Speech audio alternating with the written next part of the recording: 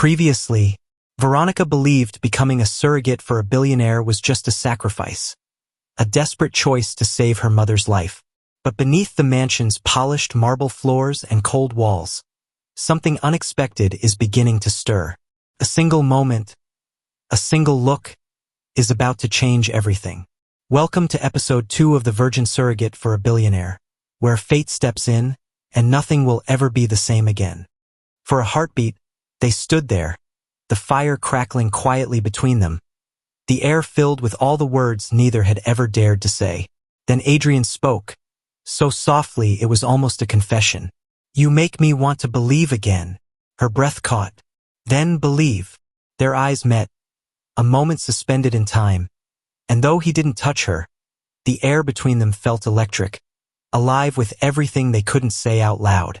Finally, he stepped back, breaking the spell. "You should rest," he said gently. "It's late." She nodded, her heart aching with everything that had just passed between them. And as she walked away, he whispered to the empty room, "You deserve someone whole, Veronica, and I'm still learning how to be." That night, neither of them slept. Veronica lay awake, her heart full of hope and fear in equal measure. Adrian sat alone in his study, staring at the dying embers of the fire, wondering if he had just pushed away the one person who could have saved him. The sky broke open that night. Thunder rolled across the hills, rain lashing against the glass walls of the mansion like a heartbeat gone wild. The storm outside seemed to echo the one brewing quietly between them. Veronica had spent the evening curled on the sofa in the conservatory, watching the storm. The wind howled, rattling the windows, and she pulled the blanket tighter around her shoulders. She told herself she wasn't waiting for him, but every flash of lightning that lit the hall made her heart jump, hoping it was Adrian, that he'd come find her. Instead, it was Clara who appeared. "Miss Hart, maybe you should go to your room, dear. It's getting late." Veronica smiled faintly. "I like watching the rain. Feels honest." Clara nodded, her eyes kind. "So does love when it's real." The older woman left her with that quiet truth, and the room fell still again, until a sudden crash of thunder made Veronica jolt. The lights flickered once, twice, and then went out. Darkness swallowed the house. She took a breath, trying not to panic. She reached for her phone, no signal. She stood carefully, one hand on her belly, and started toward the hall when she heard it. A faint creak, footsteps approaching. "Veronica!" Relief washed over her. "Adrian!" A flashlight beam cut through the darkness, revealing his face.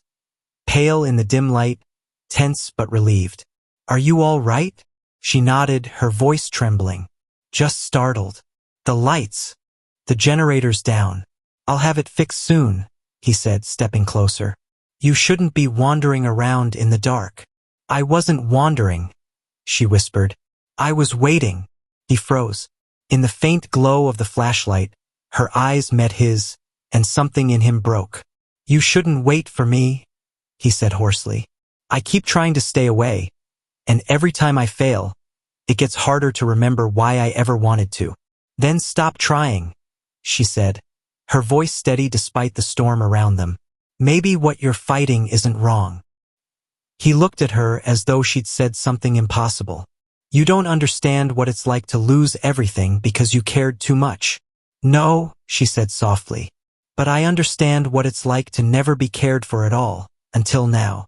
Lightning flared, bright and sharp, illuminating their faces. So close, so full of everything they couldn't say. "Veronica," his voice trembled.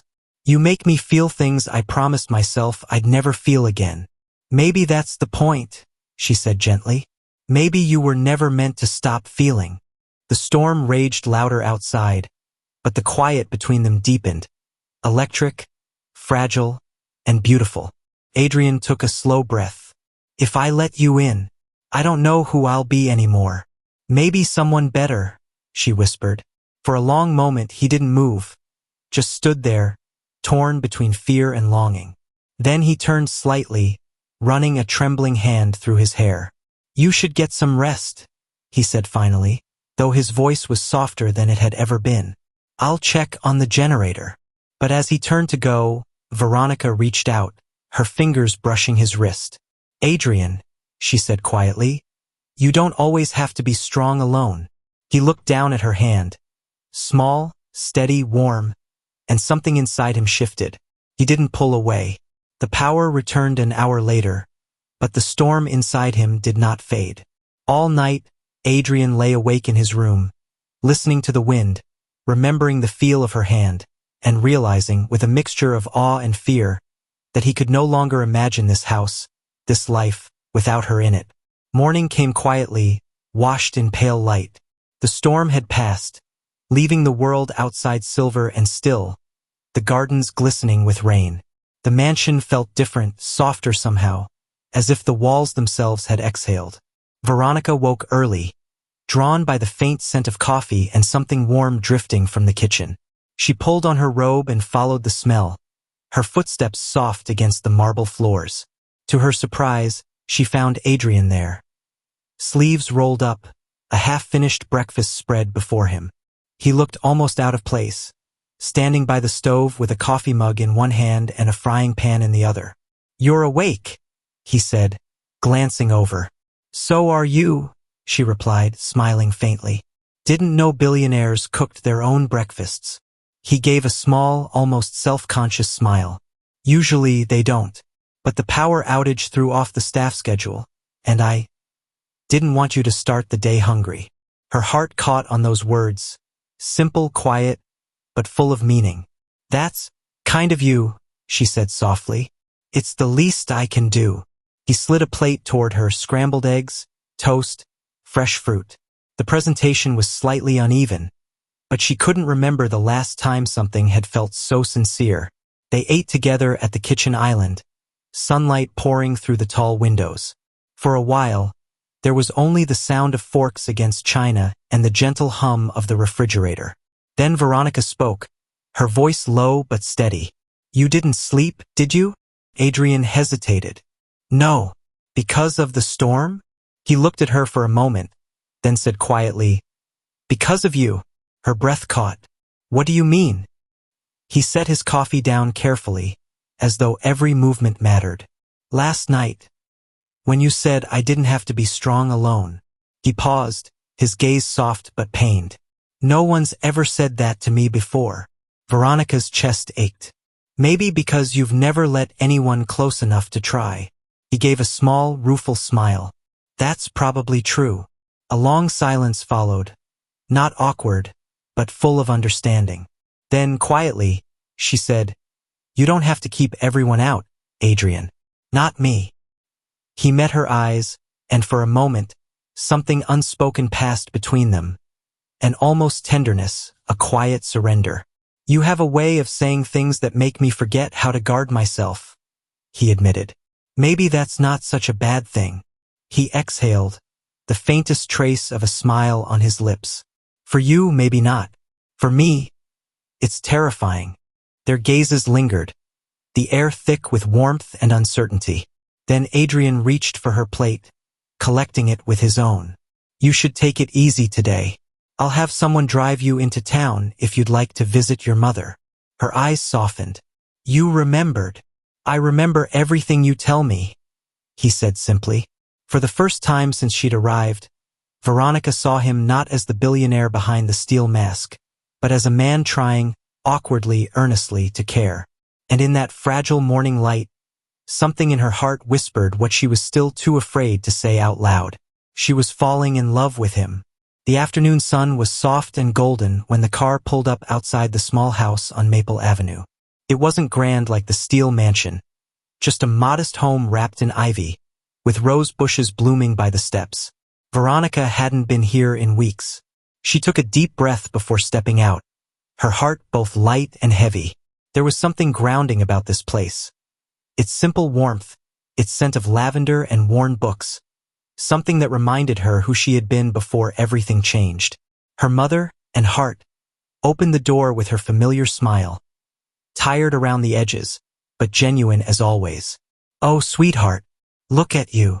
Veronica laughed softly as her mother drew her into a hug. "You act like I've been gone for years.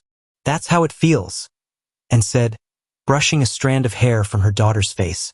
"How's the arrangement?" Veronica hesitated. "Complicated." Her mother's eyes softened. "That's not a word you use for contracts, Veronica. That's a word you use for people." She smiled faintly, sitting at the kitchen table. "You're right. It's the people part that's complicated." And poured tea and waited, the way mothers do when they already know there's more to the story. "He's different than I expected," Veronica said quietly. "He can be cold, yes, guarded, but he's also kind in ways he doesn't realize. And when he forgets to hide, just for a second, I see someone I don't think anyone else gets to see. And you care for him," and said gently. Veronica looked down, her voice barely above a whisper. "More than I should," and reached across the table and took her hand. "Sweetheart, love doesn't always ask for permission. Sometimes it just happens. But make sure that when it does, it doesn't cost you yourself." Veronica nodded slowly.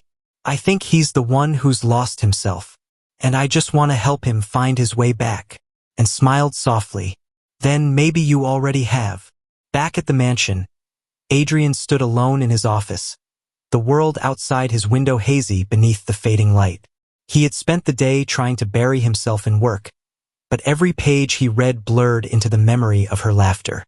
Every silence in the house felt like a reminder that she wasn't there. He didn't like it, this restlessness, this ache. It made him feel exposed, vulnerable in a way business and wealth had never allowed.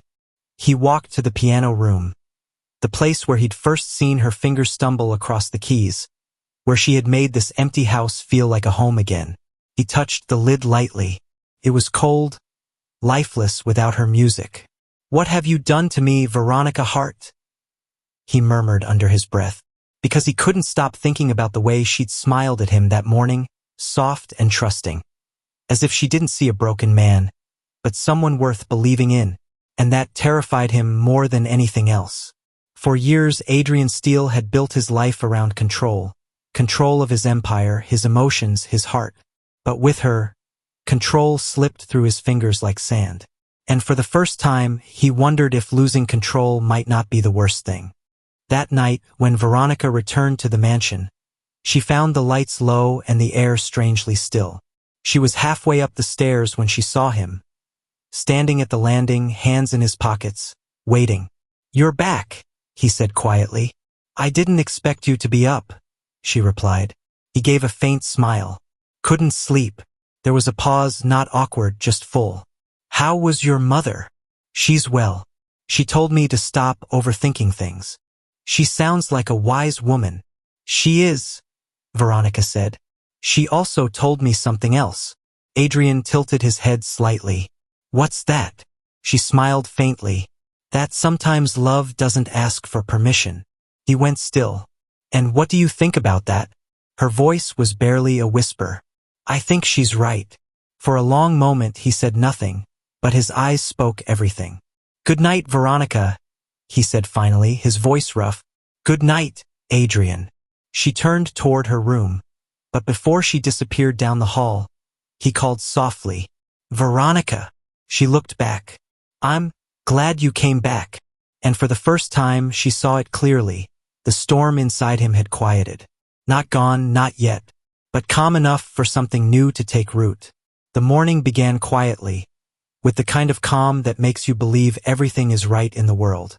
Veronica sat in the library, a book open on her lap, sunlight dancing across the pages. She was humming softly, a habit she had picked up from the piano room, when a sudden, sharp pain caught her breath. It wasn't unbearable, but it was wrong, deep, twisting, sudden.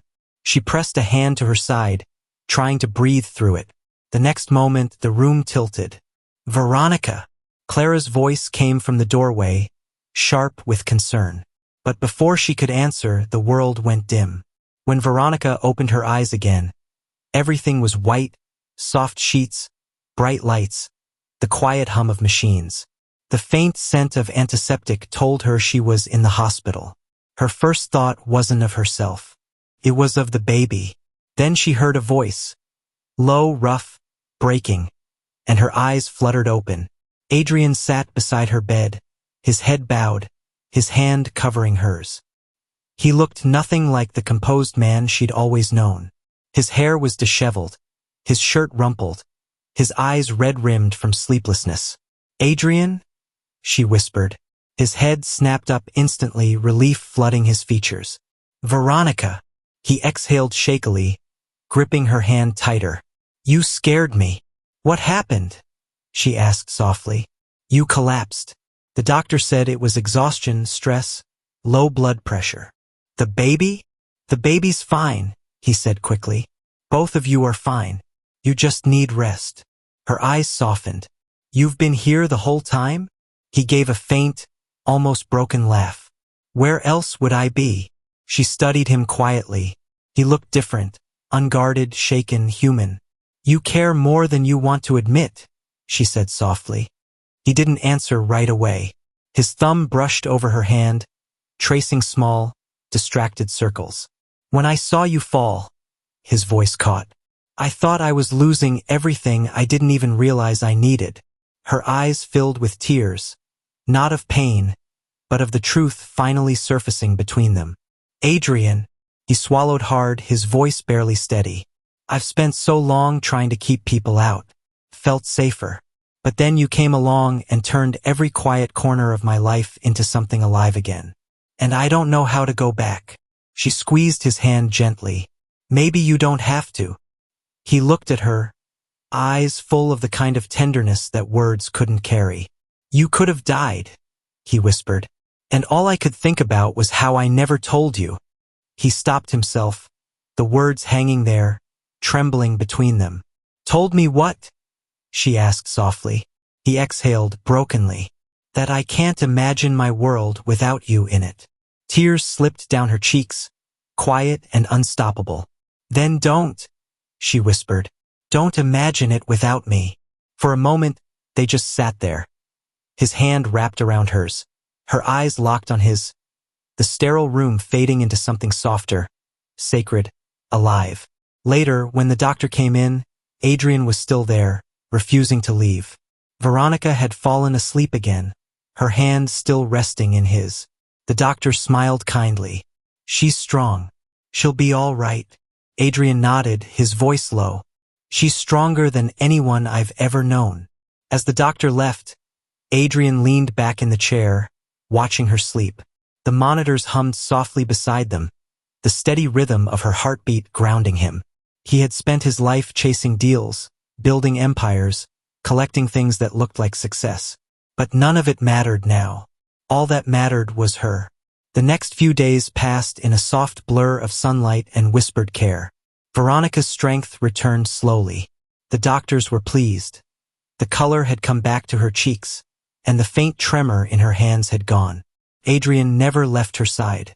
He worked from the hospital lounge, bringing his laptop to her room, taking calls in hushed tones. Each time she opened her eyes, he was there. Sometimes reading, sometimes just watching the steady rise and fall of her breathing, as though to reassure himself it wouldn't stop again.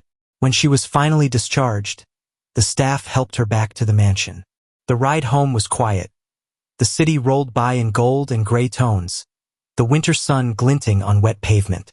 Inside, everything felt softer.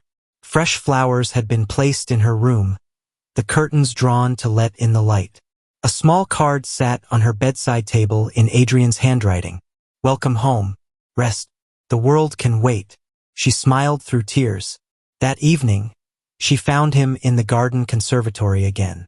The glass walls glowed with sunset, and the scent of roses drifted through the air. He was standing by the fountain, his posture thoughtful, hands in his pockets.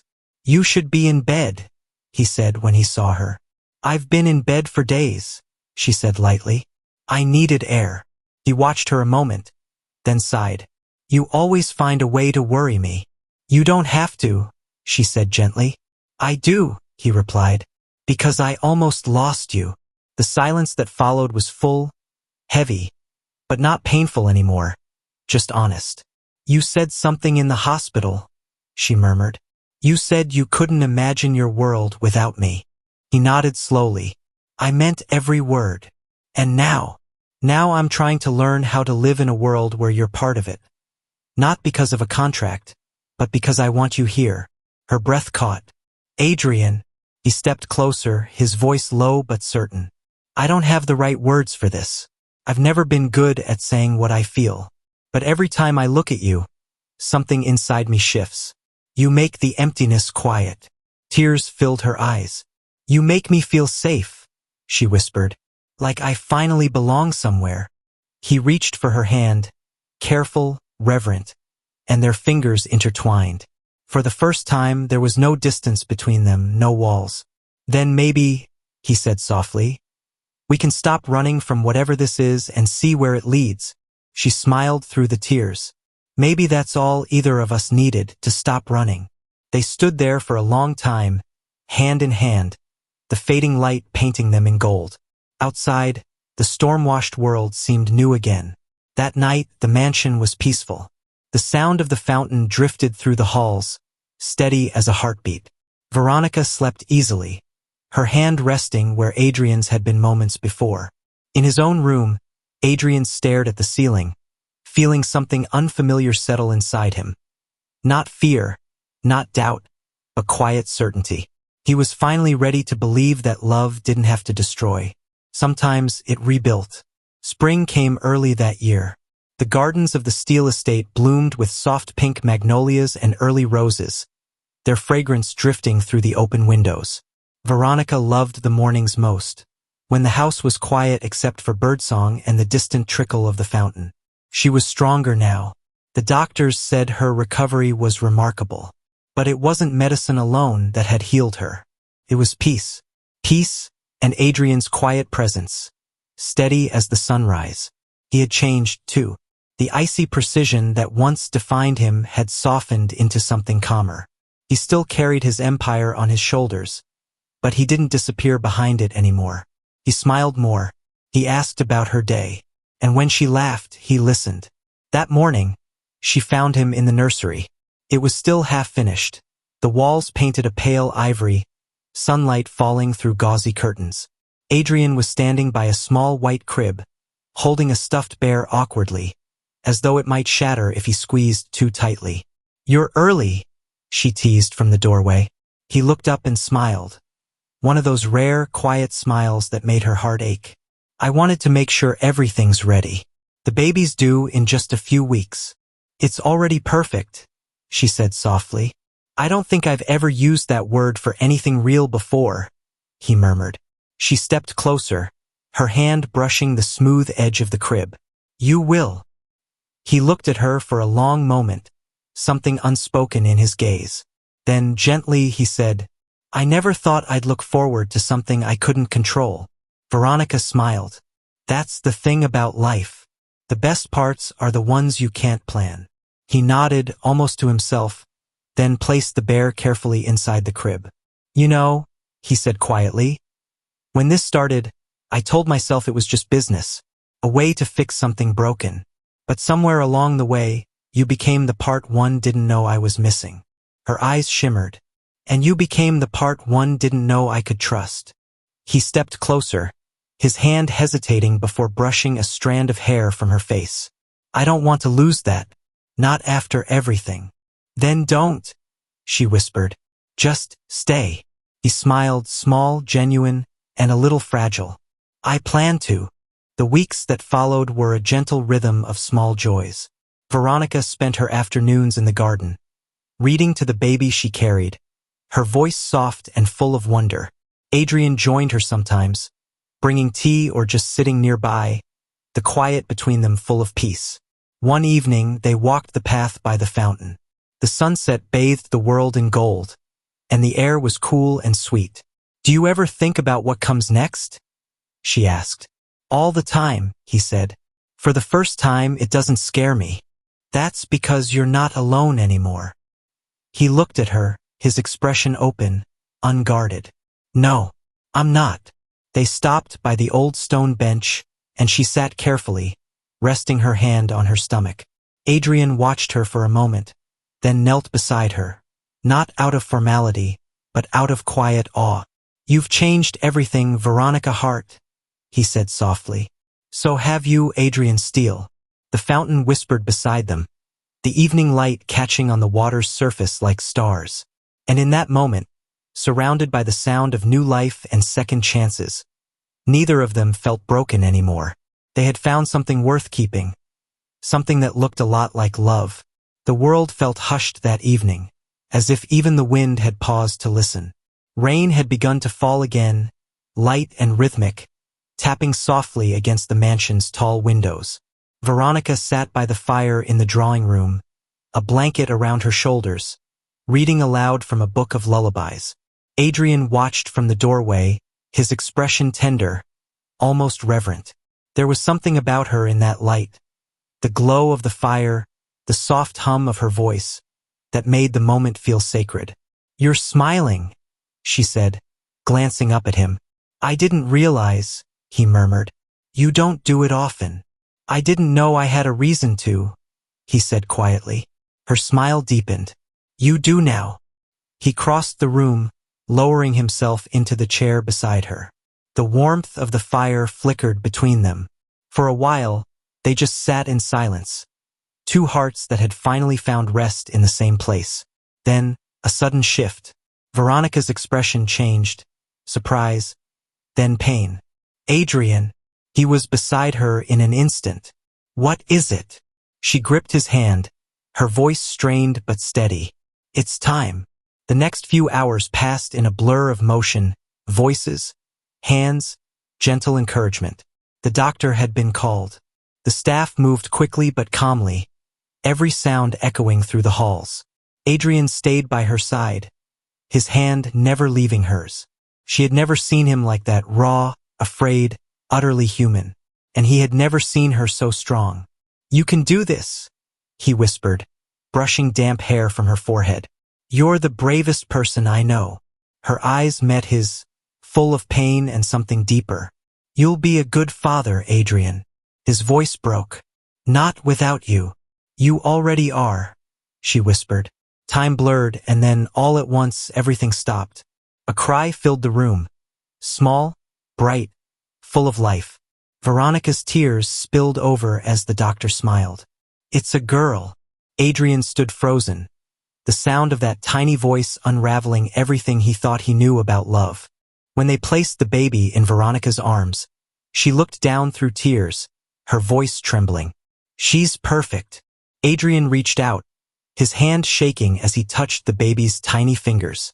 They curled around his thumb, fragile, trusting. Something inside him broke open. He had built his life around control, around never needing anyone. But at that moment, looking at the small life they had brought into the world, he finally understood what it meant to belong. Veronica looked up at him, exhaustion in her eyes, but peace too. "Do you want to hold her?" He hesitated, then nodded. She placed the baby gently in his arms. The world seemed to narrow, just the soft weight in his hands, the quiet rhythm of her breathing, the wonder of something so small and new. "Hello there," he whispered, his voice breaking. "You don't know it yet, but you've changed everything." Veronica smiled through tears. She already has. They stayed like that for a long time, three hearts, one rhythm. And in that still, rain-washed night, Adrian Steele, the man who once had everything but felt nothing, finally understood what it meant to have everything that mattered. The days that followed blurred into a rhythm of new life. The mansion, once silent and echoing, now hummed with gentle sound. The baby's soft cries, the creak of rocking chairs, the quiet shuffle of feet in the hall at odd hours. Adrian, who had once measured time by meetings and markets, now measured it by heartbeats and lullabies. He learned quickly how to cradle his daughter so she stopped crying, how to make her laugh with nothing more than a look. Veronica watched it all with a wonder that never dimmed. She would catch him standing by the nursery window long after midnight, the baby asleep in his arms, his expression a mixture of awe and disbelief. One morning, she found him there again. The first light of dawn was spilling through the curtains, catching on the silver threads in his hair. "You haven't slept," she said softly. "I didn't want to," he murmured, eyes still on the tiny bundle in his arms. "She makes the world look new." Veronica smiled. "You do realize you sound completely besotted?" He turned toward her then, tired and happy all at once. I am, he said simply. With her. With you. With this. Her breath caught. Adrian. He stepped closer, still holding the baby, his voice quiet but sure. I used to think love was something that took things from you. Control, freedom, peace. But it doesn't. It gives them back, only different. Real. She blinked back tears. That's the most honest thing you've ever said. It's the only thing that matters, he said. Weeks passed. Spring deepened into early summer. The gardens outside bloomed in wild color. Veronica's laughter filled the house again. One afternoon, as they sat beneath the magnolia tree, the baby sleeping between them in her basket, Adrian reached into his pocket and drew out a small velvet box. You don't have to, she began, startled. I know, he said, but I want to. He opened it. Inside was a simple ring. A single diamond, elegant and unpretentious, glinting softly in the sunlight. This isn't about the contract or what started all of this, he said quietly. It's about what came after. The part neither of us planned. Tears slipped down her cheeks. Adrian, stay, he said. Not because you have to, because you want to, because this, us, feels like home. She looked down at the tiny sleeping baby, then back at him and smiled through her tears. He slipped the ring onto her finger, his hand trembling slightly. The baby stirred, let out a small sigh, and the two of them laughed, quietly, joyfully, the sound mingling with the soft rustle of magnolia leaves. Adrian drew Veronica close, resting his forehead against hers. You, me, and her, he murmured. Our new beginning. And our promise, she whispered. The sun dipped lower, golden light spilling over them. A man who had learned to love, a woman who had taught him how, and a child who had brought them both home. And in that peaceful, ordinary miracle they found forever. 5 years later, the estate looked different now. The same tall windows, the same marble halls, but laughter lived in every corner. The gardens overflowed with color, and the sound of a child's voice echoed through the trees. Papa, watch me. A little girl darted across the lawn, curls bouncing, a ribbon trailing behind her. She was all light and motion, her smile the color of sunshine. Adrian followed a few steps behind, slower, content to watch. He wasn't the restless man he'd once been. His sharp edges had softened. The quiet in his eyes was the kind that came from peace, not solitude. Veronica stood on the terrace, a book in hand and that same soft smile on her lips. When their daughter ran to her, she bent down, gathered the child close, and kissed the top of her head. You're supposed to be napping, she teased. I can't. It's too sunny, the little girl giggled. Adrian joined them, wrapping an arm around Veronica's waist.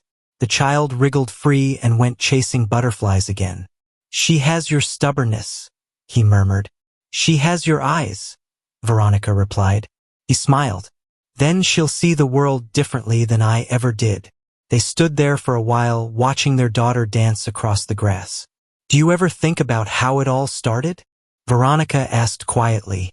Every day, he said. And I still don't know how I deserved it. How I deserved you.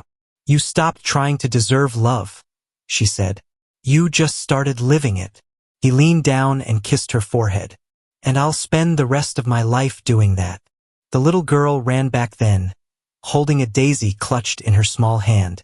For Mama, she said proudly. And Papa too. Veronica took it gently, smiling through tears. Thank you, sweetheart. Adrian crouched beside his daughter, meeting her gaze.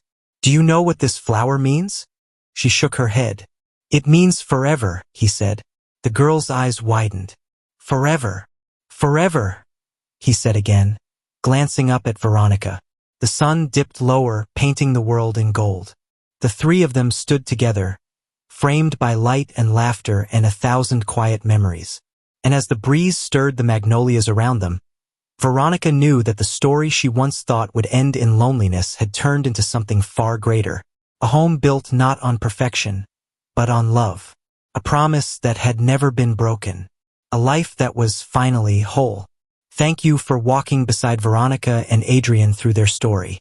The virgin surrogate for a billionaire was never just about wealth or circumstance. It was about healing, trust, and the slow courage of learning to love again. Every quiet moment, every heartbeat, every choice they made was a reminder that love doesn't need to be grand to be real. Sometimes it's found in soft mornings, in shared laughter, and in the promise to stay, no matter how life changes.